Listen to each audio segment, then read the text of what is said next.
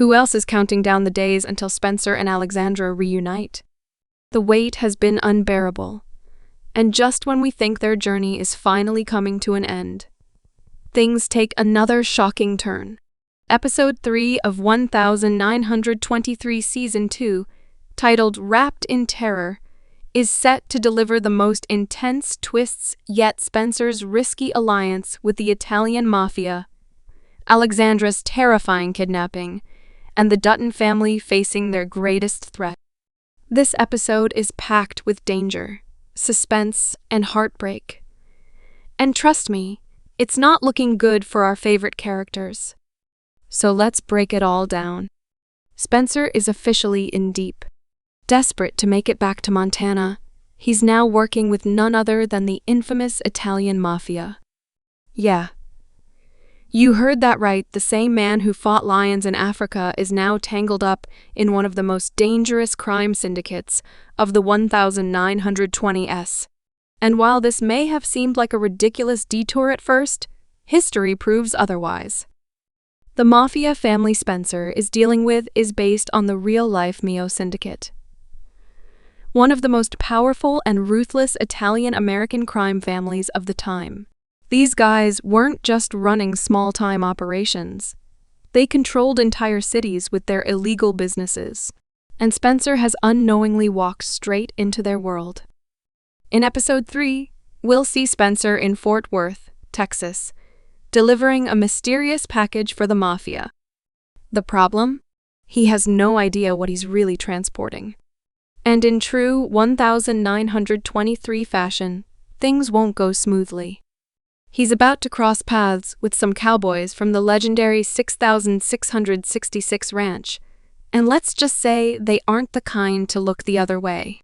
Tensions rise, suspicions grow, and before he knows it, but just when he thinks he's got everything under control, the unexpected happens. Tiana Rainwater enters the picture. Tiana is on the run. She's been fleeing from the brutal priests who have been hunting her since Season 1, and now she's out of options.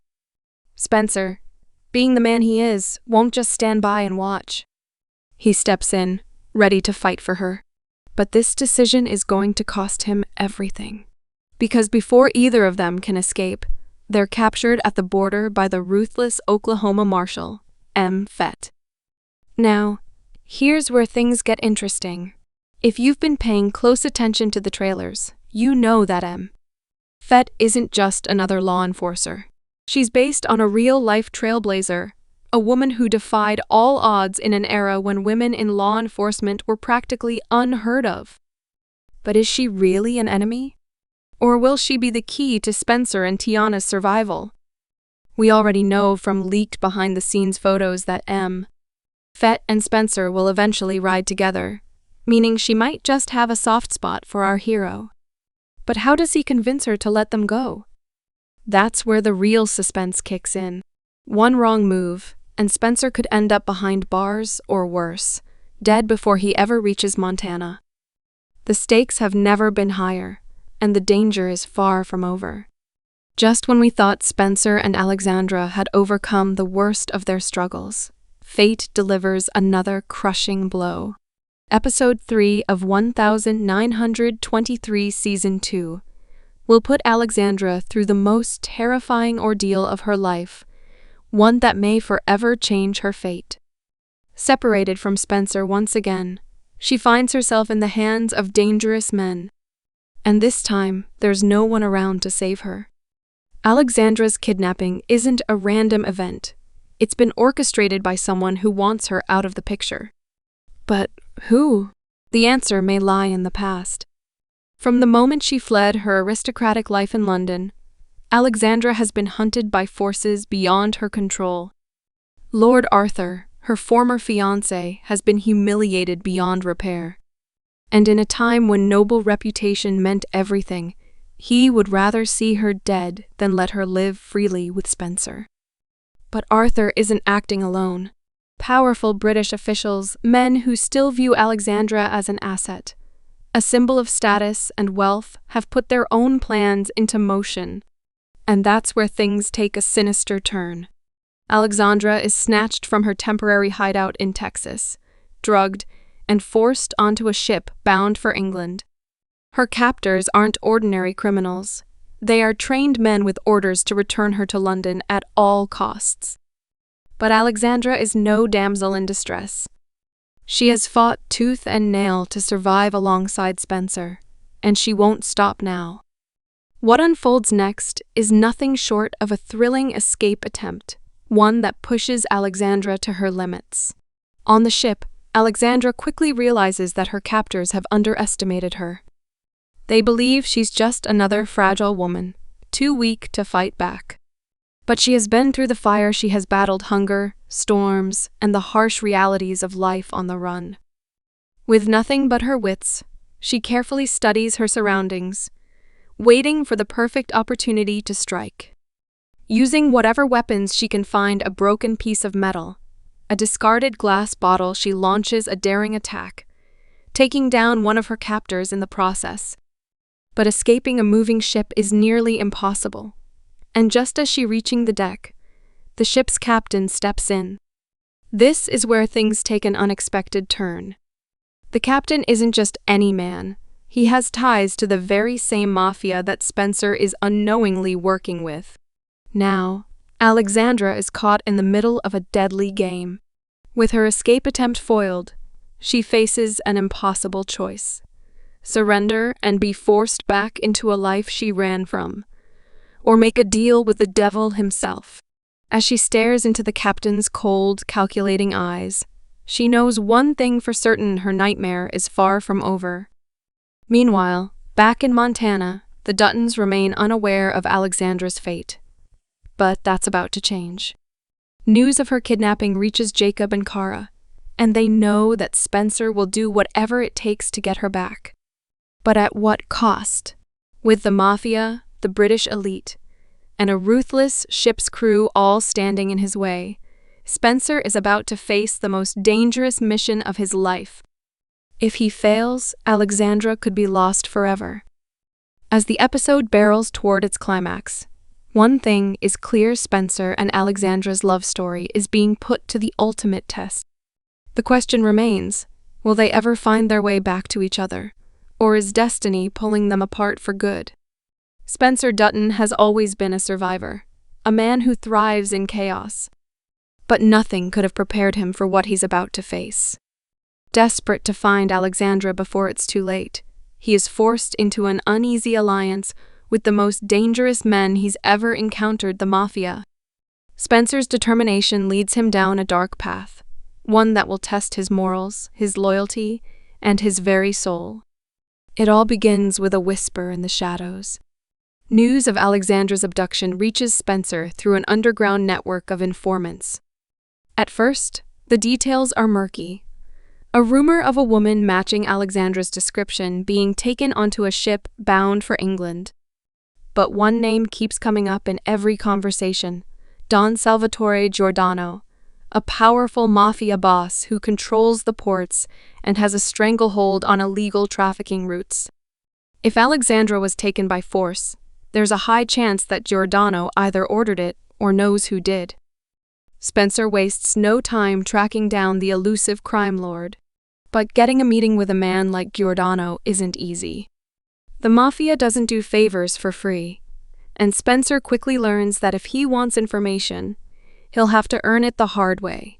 Giordano sees something valuable in Spencer, a man who is willing to fight, to kill, and to do whatever it takes to protect the people he loves.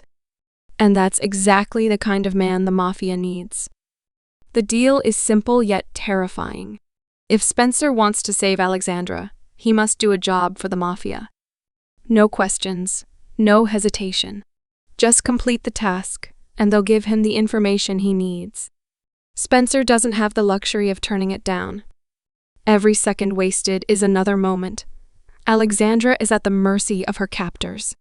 So, against every instinct he has, he agrees. The job itself is a brutal initiation into the underworld. Giordano orders Spencer to take part in a high-stakes robbery targeting a rival gang's shipment of weapons. The mission is a trap from the start, a bloodbath waiting to happen. Spencer is thrown into a world of ruthless killers, men who have no loyalty except to money and power. As he fights alongside them, he realizes something chilling. This is the kind of life he would have lived if he had never joined the Duttons. The night of the heist arrives and chaos erupts. Spencer, along with a crew of hardened criminals, storms a heavily guarded warehouse.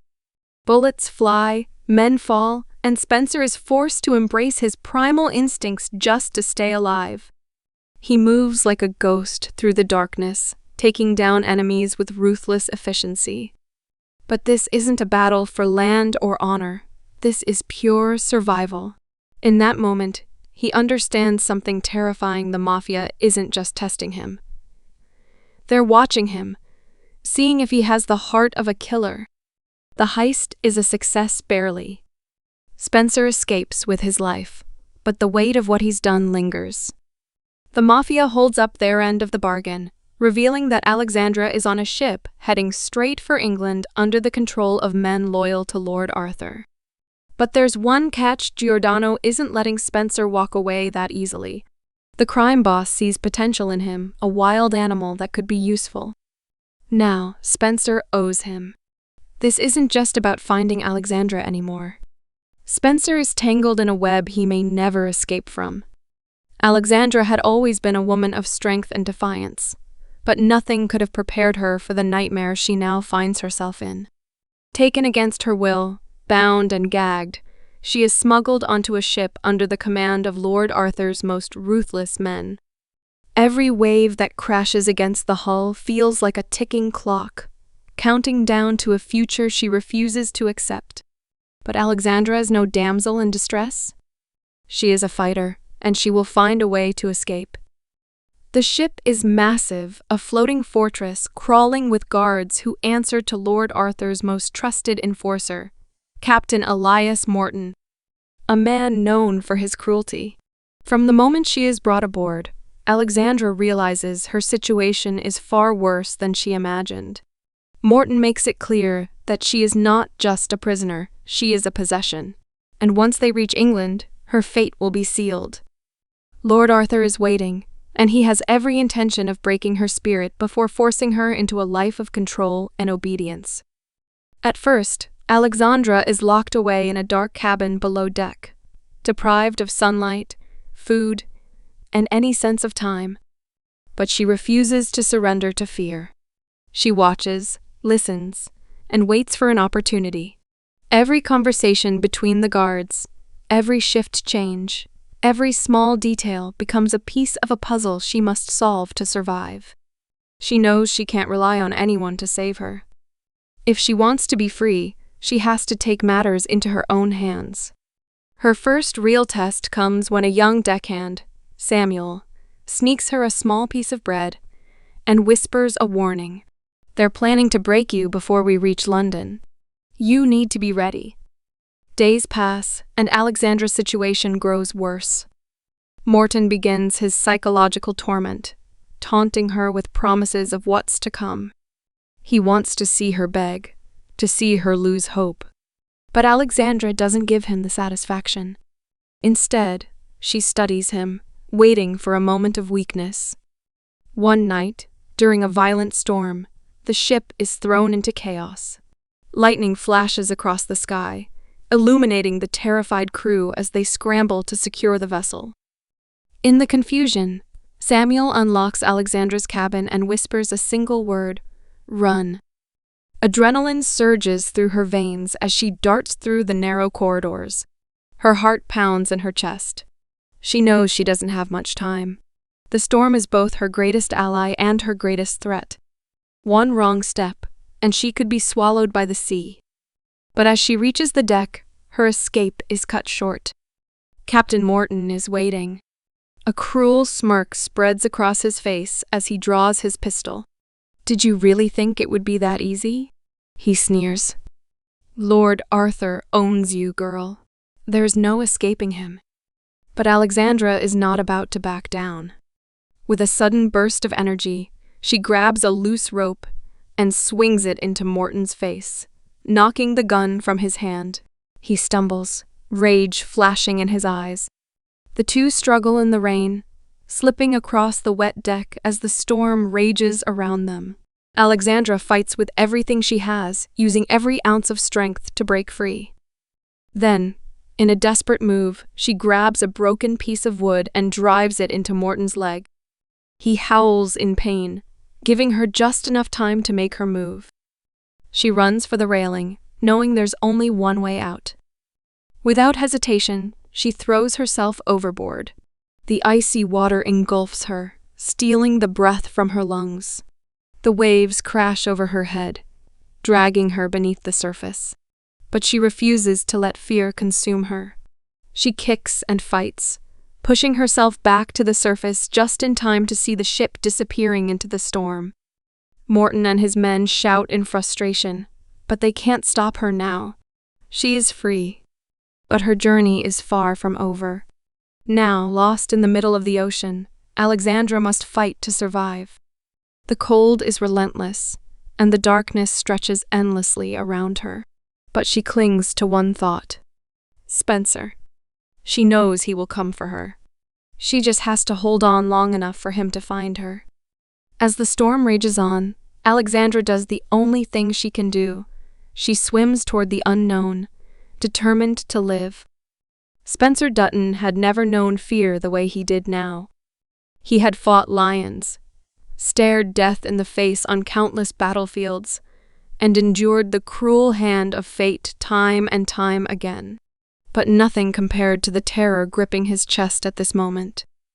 Alexandra was gone, taken from him, and the thought of her in the hands of men like Arthur's enforcers made his blood boil. He had been too late. By the time he reached the docks where Alexandra had last been seen, the ship was already gone, swallowed by the vast expanse of the ocean. The only thing left behind was the wreckage of a brutal struggle, blood on the wooden planks, broken crates, and whispers of a woman who had fought like hell, but had been overpowered. Spencer clenched his fists so tightly that his nails dug into his palms. He had failed her, but failure was not an option. With fury burning through his veins, he set out on a relentless pursuit. He knew the ship's name, the Black Condor, and he knew its course. Lord Arthur's men were taking Alexandra back to England, where her fate would be sealed in a life of misery and control. Spencer had to stop them before they reached the shores of Europe. He wasted no time gathering allies. He wasn't alone in his search. There were those who had seen Alexandra's strength, who had witnessed her spirit and defiance. Among them was Captain Rohr, a former smuggler who knew the waters better than anyone. The grizzled sailor owed Spencer a favor, and now was the time to collect. "They'll be traveling fast," Rohr warned, scanning the map before them. "But a ship like that won't survive the storm brewing on the horizon. If we cut through the Devil's Corridor, we can intercept them before they make it to England." It was risky. The Devil's Corridor was a stretch of sea known for its deadly reefs, unpredictable currents, and treacherous waters. Many ships had been lost there, claimed by the depths before they could ever see land again. But Spencer didn't hesitate. "We go now," he ordered, his voice like steel. The chase began. For days, Spencer barely slept, pushing forward with an unshakable determination. Every moment lost was another moment Alexandra spent in the hands of those monsters. He knew she was fighting. She was always fighting, but he couldn't bear the thought of her suffering alone. Then, finally, a breakthrough. A merchant vessel brought news of the Black Condor. It had been spotted struggling through the storm, taking damage as it fought against the raging seas. The ship was in trouble. If they moved fast, they could reach it before it disappeared into the unknown. Spencer's heart pounded as their own ship cut through the waters, battling the wind and waves. Every second was agony, but he refused to lose hope. He could almost hear her voice, feel her presence. Alexandra was alive, and he would not stop until she was back in his arms. Then, through the mist and crashing waves, he saw it. The Black Condor was barely afloat, its sails torn, its deck a battlefield of chaos. The storm had ravaged it, leaving the crew scrambling for control. But Spencer didn't care about any of that. His eyes searched frantically for one thing, Alexandra. And then his heart stopped. She wasn't on the ship. For a moment, cold panic washed over him like the unforgiving sea. But then he noticed something, a commotion at the bow, a frantic sailor yelling and pointing toward the water. And then he saw it. A lone figure struggling against the merciless waves. "Alexandra,